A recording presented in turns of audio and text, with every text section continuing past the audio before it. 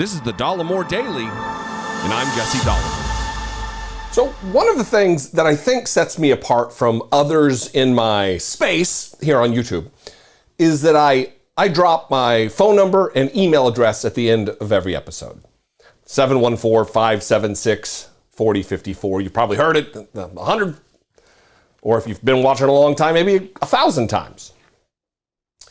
And daily at dollemore.com. Anyway, so yesterday I wore a t-shirt that you could find in my Teespring store at dollemore.info, little shameless plug, that I got a bunch of communication about, people asking questions. What's this t-shirt mean? What does it mean? Here it is. Let's put it on screen if I haven't put it up already in post. I don't care what the founding fathers said is the message of the shirt. And there's nuance, of course. It's not, I don't care about anything that they said, but for me, it's a conversation starter, and it appears that it worked because a lot of people wanted to know, hey, brother, what's the meaning of the shirt? Some people even went as far as to say that because it was red, or maybe I'm poking fun at Republicans, or maybe there's a change in me politically, and that's not at all the case, spoiler alert. But I'm gonna read an email, and I'm gonna play a couple of voicemails, both of which are very, very short, of the many that I got. Many concerned people want to know about the shirt. So, without further ado, let's read this first email, and then we'll get on to the voicemails. The topic of the message is appropriately shirt. I listen to your YouTube videos regularly and enjoy them. Why would you wear a shirt that says, I don't care what the founding fathers said? I hope you mean you only care what they wrote. Explain. And I will explain, but before I do, let's get to a couple of these voicemails. Hey, Jesse, we watch you all the time, but we don't understand your t-shirt. You need to explain it today. Is that I don't care what the founding fathers said? That doesn't sound like you, and you need to explain that t-shirt. Thanks, bye. Well, thanks for watching me all the time, and I will explain. It does actually sound like me, I think it sounds like me. But before we do this second voicemail, and then we will get to the explanation. Happy New Year's, Jesse. I just watched your video today, and I'm a little puzzled by the shirt you were wearing. You didn't give any explanation, but a red shirt saying that you don't care about what the founding fathers said, that sounds like something that the Republicans believe in, because they don't believe in democracy. We're all fascists. So I'm just wondering, are you trying to mock the Republicans with the shirt? Or are you making a change that we should know about? Anyway, again, Happy New Year's. Hope this is a better year than last, and let's hope there are plenty of indictments coming very soon. And wishing you the best. Take care. Well, thank you very much. Happy New Year to you as well. And I do hope this year is better than the last. I hope every subsequent year is better than the one before. But let's address some of these things. And this caller really got to the heart. This is why I played his call specifically, because it really gets to the heart of what we're talking about here. I rail a lot about the people who wave their pocket constitutions in the air. People who use these items of our founding and our history as a prop.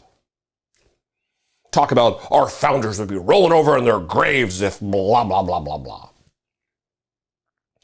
And the caller says that the Republicans would say something like that. I don't care what the founding father says, because they are anti-democracy Republicans. And I would contend, and listen, again, I'm going to keep saying this, I'm going to say it at the end probably, just to drive the point home, that there's nuance in all of this. You can't throw everything out that the founding fathers did, or wrote, or believed, or taught, or set up as a government, because I disagree that they were evil, sinister slave owners. You just can't. But conversely, they lived 250 years ago, and they couldn't have conceived of the republic that we have today. The technological advances that have taken place, the internet, They could not have conceived of it. So that's one reason why I don't really care about what some privileged, rich, slave-owning white dudes, what they said 250 years ago. Now, secondly, let's get into this. Because those men, Thomas Jefferson we'll talk about specifically, and James Madison we'll talk about specifically, because those two men penned, respectively, the Declaration of Independence, Thomas Jefferson, 33-year-old, wildly wealthy, privileged white dude, and James Madison, another wildly wealthy, privileged white dude who owned, between them, hundreds and hundreds of human beings as property. I'm going to keep saying that because it's a refrain. It's a serious... If they didn't get the big shit right, why do I care about some of the other less big shit? So when the founders penned the Constitution, James Madison penned the Constitution, and he wrote, "We the people." Who was we? Who were we that the white, privileged, rich slave owners were talking about? We, the people of the United States, in order to form a more perfect union, establish justice, provide for the general welfare, all of the things, provide for the common defense, do ordain and establish this Constitution for ourselves and our posterity, this Constitution of the United States of America. Who was we, the people? If you were black, you weren't one of we, the people. In fact, you were 3/5. You didn't have freedom. You certainly didn't have the right to vote until years down the line with the 15th Amendment. So who's we, the people? In fact, when black men, not even women yet, when they got the vote, it wasn't actually the vote they got. Legally, under the color of law, it said they could vote, but then there was poll taxes, there was literacy tests, and those literacy tests and poll taxes, because they have impacted some poor white people in this country, there was other qualifications that were put in order to allow the poor white people to take part in the franchise of voting. You ever heard the phrase, "you're grandfathered in"? That comes from those times where they would put a qualifier on that you had to have a legacy or a lineage back through pre-15th Amendment time and an ancestor who voted. They called it the grandfather clause. 6 or 8 states passed this. I'm not exactly sure of the number. So they weren't we the people. Our founders that people hold so on such a high pedestal, very worshipful of the founding fathers. Were women part of we the people? No, they weren't. In fact, until 1920, women could not vote in this country. And people will say, well, that was just the way it was. But I would contend, women wanted to vote. Women wanted equality in this country.